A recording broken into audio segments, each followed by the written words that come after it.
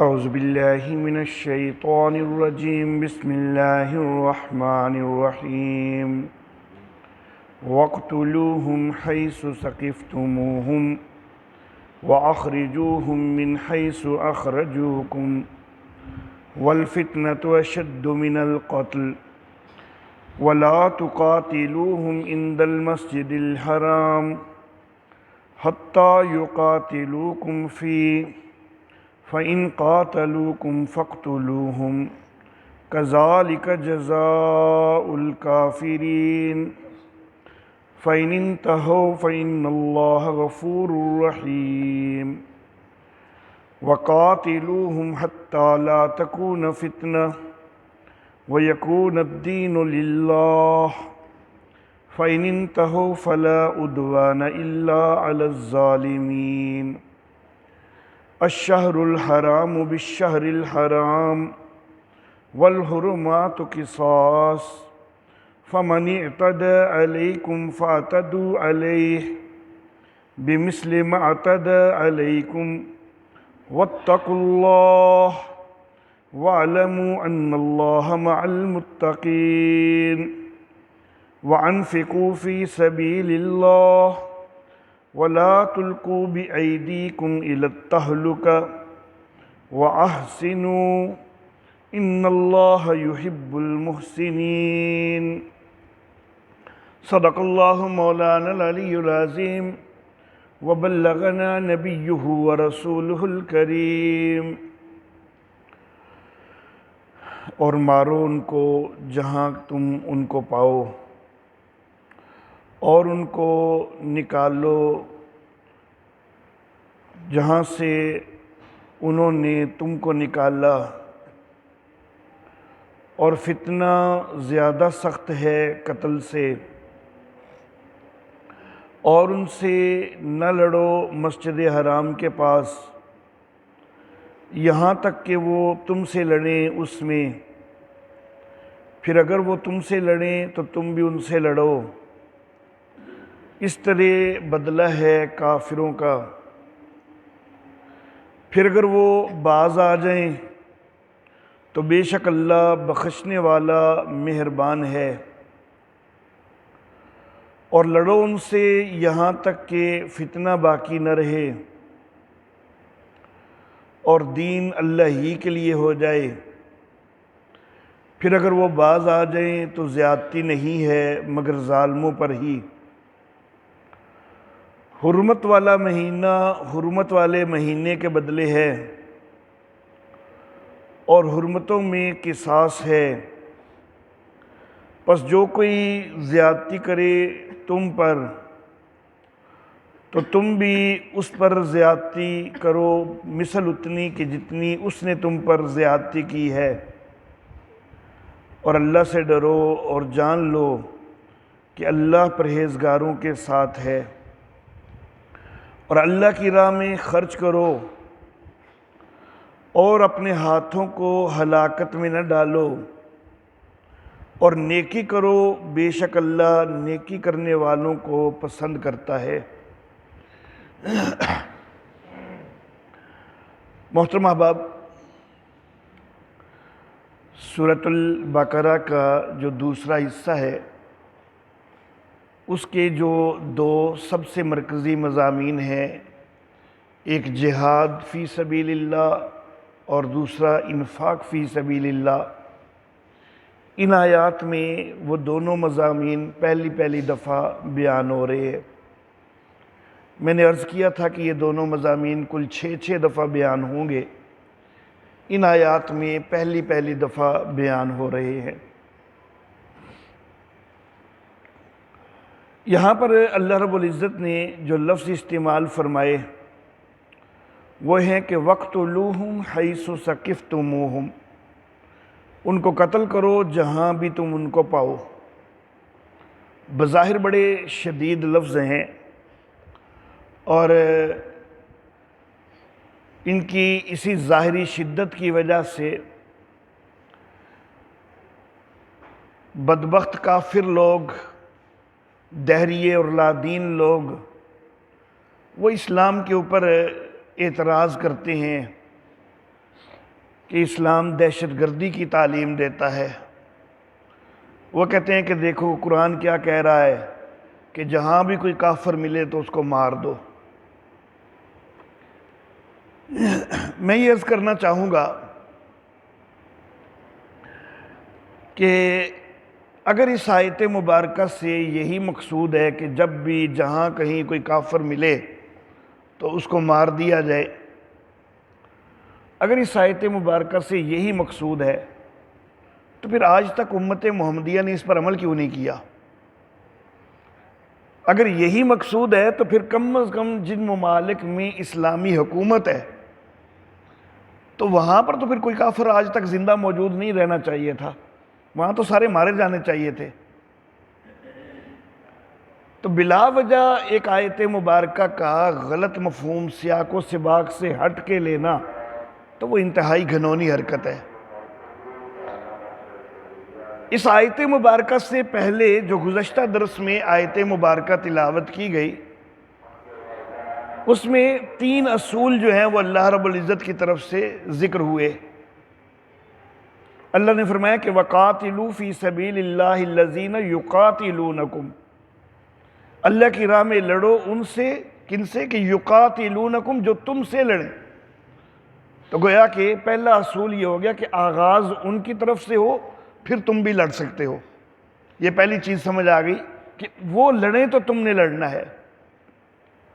پھر دوسرا اصول الذین یقاتلونکم سے ہی نظر آ رہا ہے کہ وہ شروع بھی کریں تو تم جواب میں ان سے لڑو، تو لیکن لڑنا صرف انہی سے ہے کہ جو تمہارے مقابل آئے ہوئے ہیں۔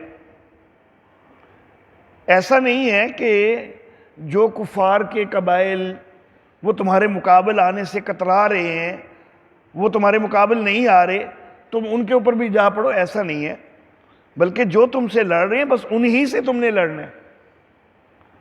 اور تیسرا اللہ رب العزت نے یہ بھی فرمایا کہ وَلَا تَعْتَدُوا، اور حد سے نہیں بڑھنا۔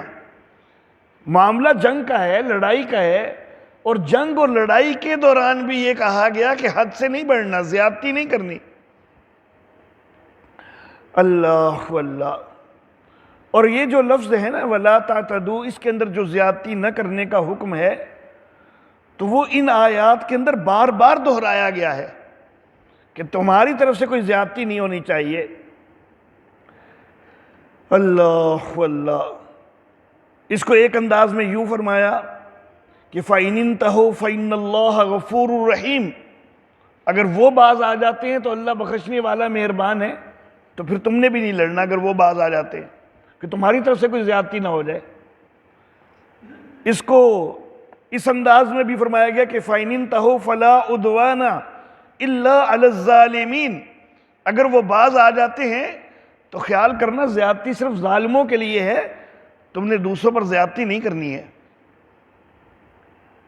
پھر اللہ رب العزت نے اس کو یوں بھی فرمایا کہ فَمَنِ اعْتَدَىٰ عَلَيْكُمْ فَاعْتَدُوا عَلَيْهِ بِمِثْلِ مَا اعْتَدَىٰ عَلَيْكُمْ، اگر تمہارے اوپر کوئی زیادتی کرتا ہے تو ٹھیک ہے تم بھی اس پر زیادتی کر سکتے ہو، لیکن کتنی؟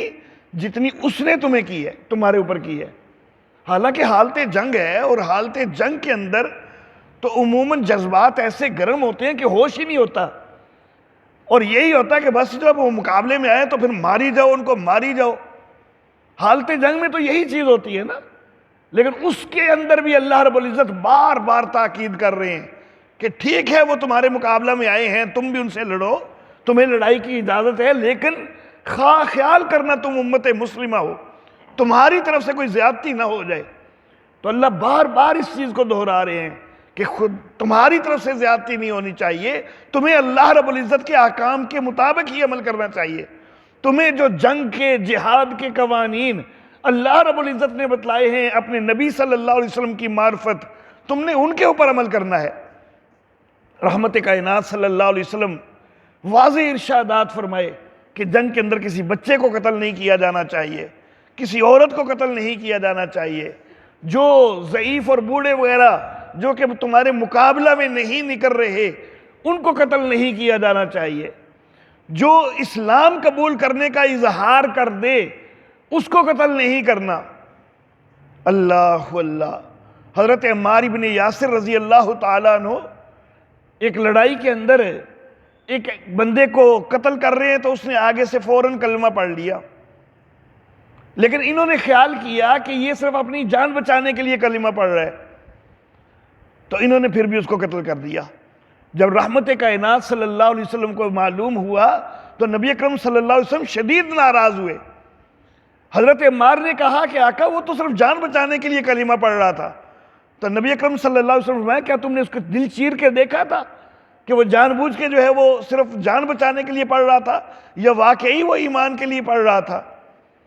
اللہ اللہ، تو ایمان والو تمہاری طرف سے زیادتی نہیں ہونی چاہیے، یہ بار بار ان آیات کے اندر ذکر ہو رہا ہے۔ تو یہ جو ہے وَاقْتُلُوهُمْ حَيْثُ ثَقِفْتُمُوهُمْ، اس کو یہ سارے تناظر کے اندر دیکھنا ہوگا کہ یہ حکم کہاں کے لیے ہے۔ تو یہ حکم اس وقت کے لیے ہے کہ جب جنگ شروع ہو چکی ہے، لڑائی شروع ہو چکی ہے، قتال شروع ہو چکا ہے، تو پھر دشمن جہاں پر ملے، وہ دشمن بھی وہ جو تمہارے مقابلے میں آیا ہوا ہے، وہ پھر جہاں پر بھی ملے اس کو مارو۔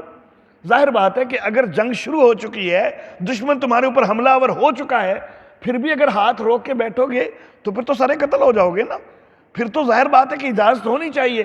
تو یہ ہر موقع کے لیے نہیں ہے کہ کہیں بھی جب بھی کبھی کوئی کافر نظر آئے تو اس کو مارنا شروع کر دو، اس کو قتل کر دو، یہ ہر موقع کے لیے نہیں ہے۔ یہ آیت مبارکہ خاص اس موقع کے لیے ہے کہ جب قتال شروع ہو چکا ہے، جب جنگ شروع ہو چکی ہے۔ تو جب جنگ شروع ہو چکی ہے تو پھر دشمن کہیں دبک کے بھی بیٹھا ہے نا، جو تمہارے مقابلے میں نکلا ہوا ہے، لیکن اس وقت ڈر کے کسی جگہ پر دبک کے بھی بیٹھ گیا تو جہاں ملے اس کو مار دو۔ تو یہ اس وقت کے لیے حکم ہے کہ جس وقت جنگ شروع ہو چکی ہو۔ وَأَخْرِجُوهُمْ مِنْ حَيْثُ أَخْرَجُوكُمْ، اور ان کو نکالو کہ جہاں سے انہوں نے تمہیں نکالا۔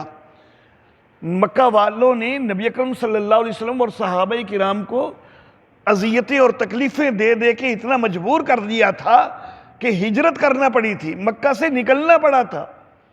تو جس وقت ان کی طرف سے اتنا ظلم ہے کہ وہ تمہیں مجبور کر چکے ہیں، تو پھر اگر کوئی نوبت ایسی پہنچتی ہے کہ کافروں کو بھی ان کے گھروں سے نکالنا پڑے جبکہ وہ مقابلے میں آ رہے ہیں، تمہارے اوپر تمہیں اذیتیں دینے والے ہیں، تو تم بھی ان کو جو ہے وہ ان کے گھروں سے نکال سکتے ہو۔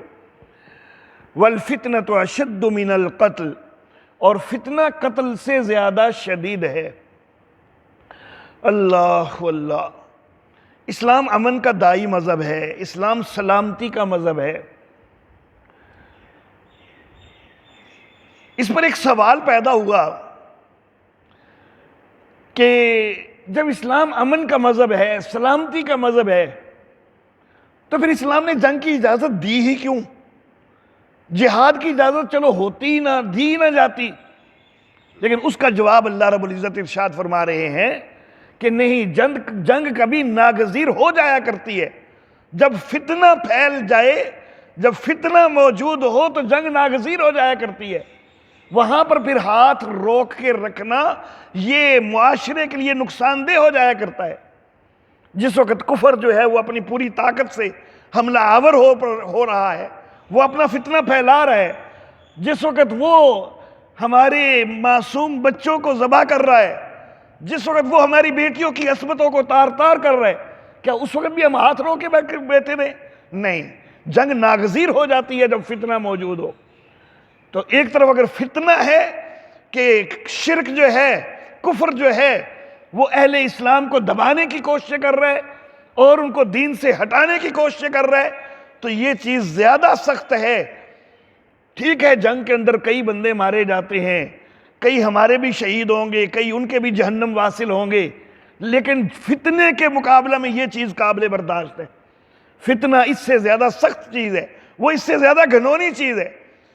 اس کے اندر ٹھیک ہے شہادتیں ہوں گی لیکن وہ جنت میں چلے جائیں گے، دوسرے واصلے جہنم ہوں گے، لیکن جو وہ فتنہ ہے اگر وہ پھیل جائے تو دین کا نام و نشان باقی نہ رہے۔ اگر فتنے کو مکمل اجازت دے دی جائے، اس کے آگے بند نہ باندھا جائے، تو لوگوں کی آخرت تباہ ہونے لگ جائے۔ تو اس لیے چند لوگوں کا قتل ہو جانا وہ اس فتنہ کے آگے بند باندھنے کے لیے وہ کوئی اتنی بڑی بات نہیں ہے۔ اگر کچھ قتل بھی ہو جاتے ہیں لیکن فتنے کا دروازہ بند ہوتا ہے۔ کفر جو اپنی سازشیں کر رہا ہے اور جو اپنے ہتھ کنڈے استعمال کر رہا ہے اور وہ اسلام کے خلاف اسلام کو دبانے کی اور مسلمانوں کو اسلام سے ہٹانے کی کوشش کر رہا ہے، تو اس کے خلاف یہ چیز جو ہے یہ پھر ہو جائے تو کوئی حرج نہیں ہے۔ پیچھے اللہ رب العزت نے فرمایا نا کہ وَاقْتُلُوهُمْ حَيْثُ ثَقِفْتُمُوهُمْ، جہاں ان کو پاؤ ان کو قتل کر دو، یعنی لڑائی شروع ہو چکی ہے، جنگ شروع ہو چکی ہے، تو پھر وہ جہاں پر بھی دب کے بیٹھ جائیں تب بھی ان کو مار دو۔ لیکن ساتھ ہی یہ بھی فرما دیا کہ وَلَا تُقَاتِلُوهُمْ عِنْدَ الْمَسْجِدِ الْحَرَامِ، ہاں یہ خیال کرنا ہے کہ حدود حرم میں پھر بھی قتال نہیں کرنا۔ کب تک نہیں کرنا؟ حَتَّى يُقَاتِلُوكُمْ فِي، یہاں تک کہ دشمن بھی تم سے حدود حرم کے اندر جنگ چھیڑ دے۔ تو پھر تو مجبوری ہے، جب وہ حدود حرم کے اندر آ کے تمہارے ساتھ جنگ شروع کر دے، قتال شروع کر دے، تو پھر تو تمہیں کرنا پڑے گا، لیکن خود سے حدود حرم کے اندر کوئی لڑائی نہیں شروع کرنی۔ اللہ اللہ، حدود حرم جو ہے یہ صرف مسجد حرام نہیں ہے، بلکہ نبی اکرم صلی اللہ علیہ وآلہ وسلم نے باقاعدہ اپنی زندگی میں حرم کی ساری حدود ہر طرف سے بتا دی تھی، اور دور حاضر میں بڑی آسانی ہو چکی ہوئی ہے کہ جس طرف سے بھی، جس روڈ سے بھی ہم مکہ کے اندر داخل ہوتے ہیں تو جہاں سے حدود حرم شروع ہوتی ہیں تو وہاں پر باقاعدہ جو ہے وہ لکھ دیا گیا ہوا ہے، دروازے سے بنا دیے گئے ہیں اور ان کے اوپر واضح لکھا ہوا ہے کہ یہاں سے حدود حرم شروع ہوتی ہیں۔ وہ ہر طرف سے، جس طرف سے بھی کوئی راستہ مکہ شہر کے اندر جاتا ہے تو پورا مکہ شہر جو ہے وہ تقریباً یہ حدود حرم کے اندر ہی آ جاتا ہے۔ تو حدود حرم کے اندر نہیں لڑائی کرنی یہاں تک کہ وہ تم سے لڑائی شروع کر دیں۔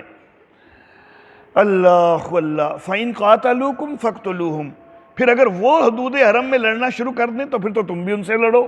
كَذَلِكَ جَزَاءُ الْكَافِرِينَ، اس طرح بدلہ ہے کافروں کا۔ فَإِنِ انْتَهُوا، لیکن اگر وہ باز آ جائیں، پھر اگر وہ باز آ جائیں، فَإِنَّ اللَّهَ غَفُورٌ رَحِيمٌ، تو بے شک اللہ بخشنے والا مہربان ہے۔ کفار کا باز آنا دو طرح سے ہے، ایک باز آ جائیں کہ وہ جنگ سے باز آ جائیں، اور دوسرا باز آنا یہ ہے کہ جنگ سے بھی باز آ جائیں اور اپنے کفر سے بھی باز آ جائیں، ایمان میں آ جائیں۔ یہ دو طرح سے ان کا باز آنا ہے۔ اگر وہ صرف جنگ سے باز آ گئے ہیں تو پھر ایمان والو تم بھی اپنے ہاتھ روک لو، لڑائی انہوں نے شروع کی تھی۔ اب ایک سوچ تو پیدا ہوتی ہے نا کہ وہی شروع ہونا کی تھی ہن پھر اسی کر دے جائیں گے، بے شک وہ ہاتھ روکے بھی تب بھی ہم کرتے جائیں گے، انہوں نے شروع کیا، قصور تو ان کا ہے، اب ہمیں موقع ملا ہم مارتے جائیں۔ اللہ کہتے ہیں نہیں، اگر وہ باز آ جاتے ہیں پھر تمہیں بھی اپنے ہاتھ روکنے ہوں گے، تم نے کوئی زیادتی نہیں کرنی، جیسا کہ آگے آ رہا ہے کہ فَإِنِ انْتَهُوا فَلَا عُدْوَانَ إِلَّا عَلَى الظَّالِمِينَ۔ شروع بے شک انہوں نے کی تھی، انہوں نے زیادتی شروع کی، لیکن اب وہ باز آ گئے، اگر وہ ہاتھ روک رہے ہیں، وہ صلح پر آمادہ ہو گئے، اہل ایمان تم فوراً رک جاؤ۔ تو ان کا باز آنا ایک تو یہ کہ جنگ سے ہاتھ روک لیں تو تم بھی ہاتھ روک لو، اور دوسرا ان کا باز آنا کہ اگر وہ کفر سے بھی تائب ہو جاتے ہیں تو یہ تو بہت اچھی بات ہے، اور اگر وہ کفر سے تائب ہو جاتے ہیں تو اللہ بخشنے والا ہے، مہربان ہے، وہ تمہارے مقابلے میں بھی نکلے ہوئے، انہوں نے تمہارے کئی بندے بھی قتل کیے ہوں گے، لیکن اس کے باوجود اگر کوئی وہ ایمان لے آتے ہیں، سارے ایمان لے آتے ہیں یا ان میں سے کوئی ایمان لے آتا ہے، اللہ بخشنے والا مہربان ہے، اس کے پچھلے سارے گناہ ختم ہو جائیں گے۔ بے شک اس نے کئی مسلمان قتل ہی کیوں نہ کیے ہوں، کئی مسلمانوں کو اس نے شہید کیا ہو جنگوں کے دوران، اس کے باوجود جب ایمان لے آیا تو اللہ فرماتے ہیں کہ ان اللہ غفور الرحیم، بے شک اللہ بخشنے والا ہے، مہربان ہے۔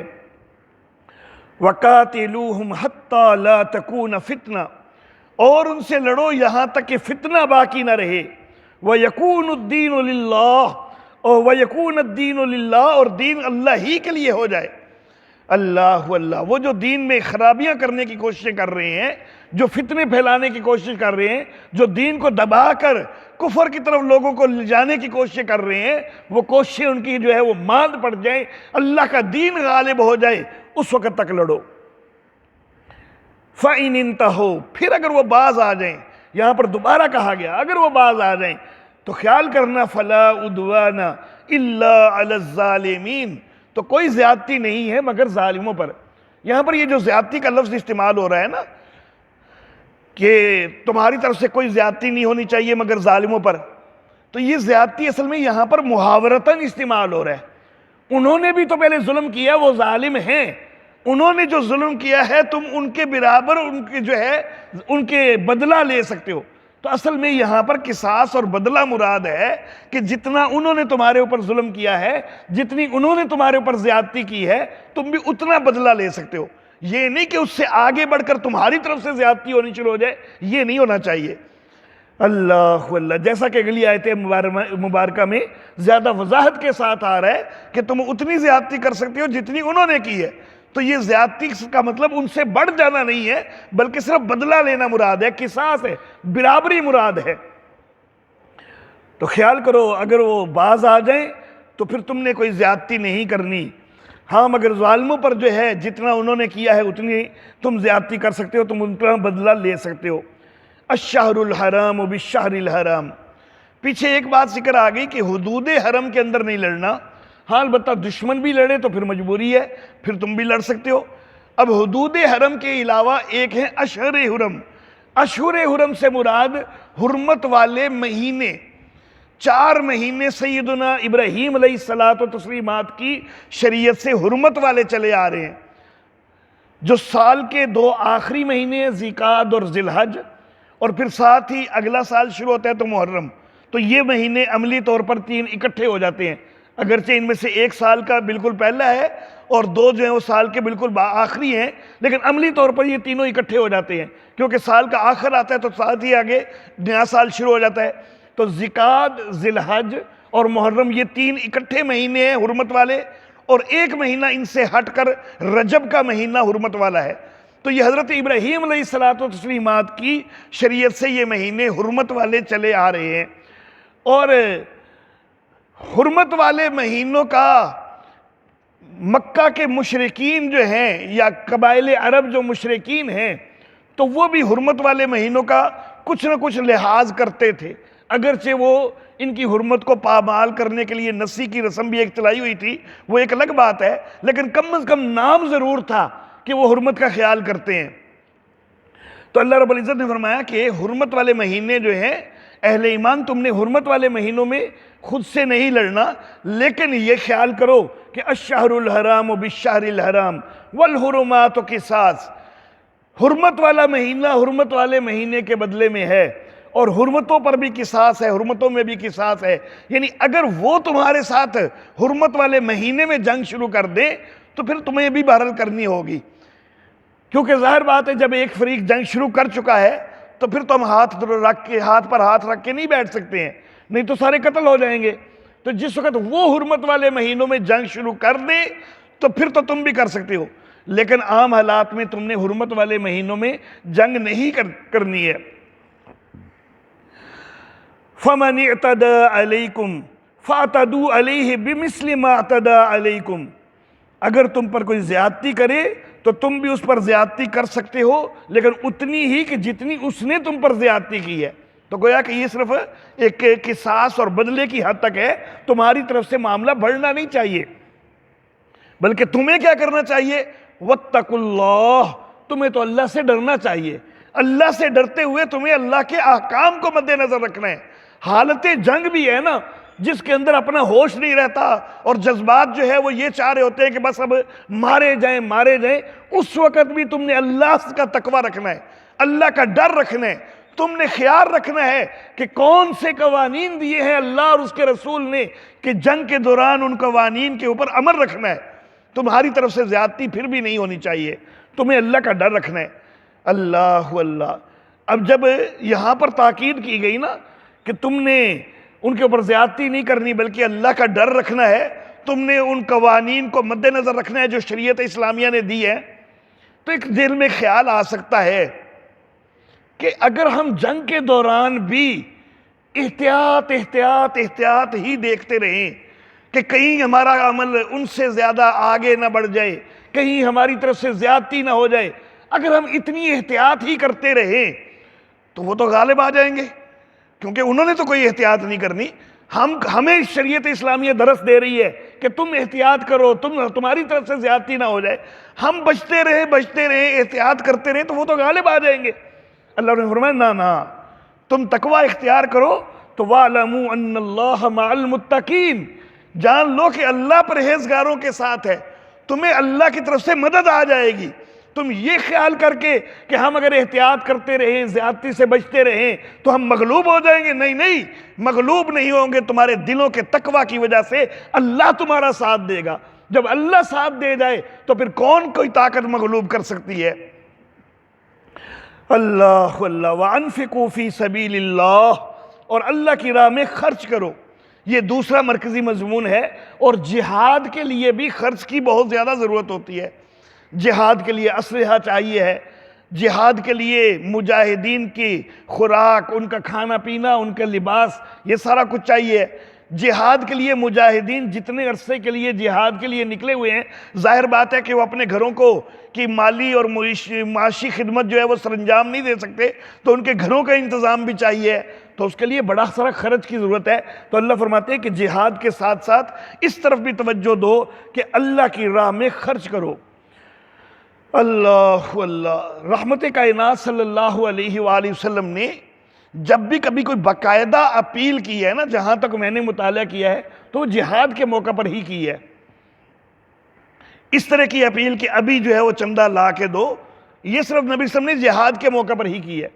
مسجد نبوی کے اندر وسعت کا بھی موقع آیا نا, تو نبی صلی اللہ علیہ وسلم نے یہ نہیں کہا تھا کہ چندہ لے کے آؤ تاکہ ہم جگہ خریدیں, بلکہ نبی صلی اللہ علیہ وسلم نے کہا تھا کہ جو خرید کے وقف کرے گا میں اس کو جنت کی بشارت دیتا ہوں. چندہ نہیں اکٹھا کیا, اپیل نہیں کی. جس وقت بیر روما کو خریدنے کا موقع آیا نا, تبھی نبی صلی اللہ علیہ وسلم نے یہ نہیں کہا کہ مسلمانوں چندہ کرو ہم وہ کنواں خرید لیں, بلکہ یہ کہہ دیا کہ جو اس کنویں کو خرید کے مسلمانوں کے لیے وقف کرے گا میں جنت کی بشارت دیتا ہوں. تو جب باقاعدہ نبی اکرم صلی اللہ علیہ وسلم نے کہ بھائی فوری لے کے آؤ چندہ کیا ہے نا, تو وہ نبی صلی اللہ علیہ وسلم نے ہمیشہ جہاد کے لیے ہی کیا ہے. اللہ تو اللہ فرماتے ہیں کہ دیکھو اللہ کی راہ میں خرچ کرو. وَلَا تُلْقُوا بِأَيْدِيكُمْ إِلَى التَّهْلُكَةِ, اور اپنے ہاتھوں کو ہلاکت میں نہ ڈالو. اپنے ہاتھوں کو, یہ محاورہ ہے, مراد ہے اپنے آپ کو ہلاکت میں نہ ڈالو. اللہ اب ہلاکت میں ڈالنا کیا ہے؟ ہلاکت میں ڈالنا یہ ہے کہ اللہ تو تمہیں انفاق کا حکم دے رہا ہے, خرچ کرنے کا حکم دے رہا ہے, اور تم اپنے بخل کے اوپر قائم ہو جاؤ, تم کنجوسی کرنے لگ جاؤ, اللہ کی راہ میں خرچ ہی نہ کرو, تو یہ تمہارے لیے ہلاکت کا باعث ہوگا. تو ہلاکت کے اندر اپنے آپ کو نہ ڈالو. اللہ ایک صحابی میدان جنگ میں بغیر اپنی جان کی پرواہ کیے بار بار دشمن کی صفوں میں گھسے جا رہے تھے, بار بار دشمن کی صفوں میں گھسے جا رہے ہیں اور شدید جنگ کر رہے ہیں. کسی نے کہا کہ قرآن کہتا ہے کہ لا تلقوا بأیدیکم الی التہلکہ, اپنے آپ کو ہلاکت میں نہ ڈالو, اور تم تو ان کی صفوں میں اتنا آگے جا رہے ہو بغیر اپنی جان کی پرواہ کیے, تم اپنے آپ کو ہلاکت میں ڈال رہے ہو. حضرت ابو ایوب انصاری رضی اللہ تعالیٰ عنہ قریب موجود تھے, انہوں نے یہ بات سن لی. انہوں نے کہا کہ نہیں, غلط مفہوم نہ لو, جب تک قرآن کا فہم نہ ہو, سمجھ نہ ہو, اپنے پاس سے تفسیر نہ کیا کرو. یہ مراد نہیں ہے کہ وہ جنگ میں جان کی بازی لگا رہا ہے, یہ مراد نہیں ہے, بلکہ یہ مراد ہے کہ کئی لوگ جنگ کے موقع پر پیچھے رہ جاتے تھے, ان کو کہا گیا کہ تم ہلاکت میں ڈال رہے ہو اپنے آپ کو. تو جنگ میں پیچھے رہنا, انفاق میں پیچھے رہنا, یہ ہلاکت ہے, نہ کہ جنگ کے اندر اور انفاق کے اندر آگے بڑھنا جو ہے وہ ہلاکت ہے. وہ تو اللہ کے حکم پر عمل ہے اور اس کے اوپر تو اجر ہی اجر ہے, وہ کوئی ہلاکت نہیں ہے. اللہ اور یہ تو جو مفہوم میں نے بتلایا یہ سیاق و سباق کے لحاظ سے, لیکن اگر اس آیت مبارکہ کو مزید ہم ایک وسیع تناظر میں لیں تو اس سے ایک اور چیز بھی معلوم ہوتی ہے, اور وہ یہ ہے کہ مضر چیزوں کا استعمال نہ کریں. جو چیزیں تمہارے لیے نقصان دہ ہیں ان کا استعمال نہیں ہونا چاہیے, کیونکہ وہ تم اپنے آپ کو ہلاک کر رہے ہو. اللہ ہمارے معاشرے میں سگریٹ نوشی بہت عام ہے, حالانکہ یہ ہلاکت میں ڈالنے والی ہے, انسان کا نقصان کرنے والی ہے. اور مضر چیزیں جو انسان کی ہلاکت میں ڈالنے والی ہیں، تو اللہ رب العزت ان سے منع فرما رہے ہیں۔ اور علماء کا فتویٰ ہے کہ مضر چیزیں جو ہیں ان میں یہ دیکھا جائے گا کہ ان کا نقصان کس حد تک ہے، تو کچھ مکروہ تحریمی کے درجے میں آتی ہیں اور کچھ حرام کے درجے میں آتی ہیں۔ یہ سگریٹ نوشی جو ہے اس کو علماء احناف جو دور حاضر کے ہیں انہوں نے مکروہ تحریمی کے درجے میں رکھا ہے۔ یہ کوئی عام حلال چیز نہیں ہے، یہ مکروہ تحریمی کے درجے میں ہے، مکروہ تنزیہی کے درجے میں نہیں رکھا علماء نے، بلکہ مکروہ تحریمی کے درجے میں، بلکہ بعض عرب علماء کا فتویٰ مکمل حرام ہونے کا بھی ہے۔ لیکن علماء احناف احتیاط کرتے ہیں کہ جہاں پر صراحت موجود نہیں ہے تو سیدھا حرام ہونے کا فتویٰ جو ہے وہ لگانا بڑا مشکل ہوتا ہے، تو اس لیے علماء احناف جو ہیں وہ اس کے مکروہ تحریمی ہونے کا فتویٰ دے رہے ہیں۔ اور میں یہ عرض کرنا چاہوں گا کہ مکروہ تحریمی اور حرام عمل کے لحاظ سے دونوں ایک جیسے ہوتے ہیں، ان میں جو فرق ہوتا ہے وہ صرف اعتقادی لحاظ سے ہوتا ہے۔ اعتقادی فرق یہ ہوتا ہے کہ اگر کوئی حرام کو حرام نہیں جانتا، وہ کہتا ہے کہ نہیں یہ حلال ہے حالانکہ وہ حرام ہے، تو وہ کافر ہو جاتا ہے۔ جو حرام کو حلال قرار دے وہ کافر ہو جاتا ہے۔ لیکن مکروہ تحریمی کا کوئی انکار کے کافر نہیں ہوتا، اتنا فرق ہے۔ لیکن عمل کے لحاظ سے جس طرح حرام کا استعمال منع ہے اسی طرح مکروہ تحریمی کا استعمال بھی منع ہے۔ تو اس لیے یہ عادت بد جو ہے اس کو چھوڑنے کی کوشش ہونی چاہیے۔ دور حاضر میں نوجوانوں کے اندر ایک وہ شیشہ بھی چل پڑا ہے، اور وہ زیادہ مضر ثابت ہو رہا ہے، وہ سگریٹ نوشی سے بھی زیادہ مضر ثابت ہو رہا ہے۔ تو ان چیزوں سے اجتناب ہونا چاہیے، یہ کم از کم مکروہ تحریمی کے درجے میں ہے۔ تو اللہ فرماتے ہیں کہ اپنے آپ کو ہلاکت میں نہ ڈالو، وَأَحْسِنُوا، اور احسان کرو، نیکی کرو۔ تمہارا ہر طرز اچھا طرز ہونا چاہیے، تمہارا ہر رویہ اچھا رویہ ہونا چاہیے۔ یہاں تک کہ نبی اکرم صلی اللہ علیہ وسلم نے یہ بھی فرمایا کہ جب تم جانور کو ذبح کرو نا تو جانور کو ذبح کرتے ہوئے جانور پر بھی احسان کرو۔ صحابہ کرام حیران ہوئے کہ جانور کو ذبح کرنا ہے، اس کے اب اوپر احسان کیا کریں؟ تو نبی صلی اللہ علیہ وسلم فرمایا کہ چھری کو اچھی طرح تیز کر لو، اگر چھری پوری طرح تیز نہیں ہوگی اس کو تکلیف زیادہ ہوگی۔ تو جانور کو ذبح کرنا ٹھیک ہے، تمہاری ضرورت ہے، ذبح کر سکتے ہو، لیکن اس میں بھی اپنا طرز احسان والا رکھو کہ اس کو تکلیف دے کے ذبح نہیں کرنا۔ وَأَحْسِنُوا، اور نیکی کرو، احسان کرو، ان اللہ یحب المحسنین، بے شک اللہ نیکی کرنے والوں کو پسند کرتا ہے۔ وآخر دعوانا الحمدللہ رب العالمین۔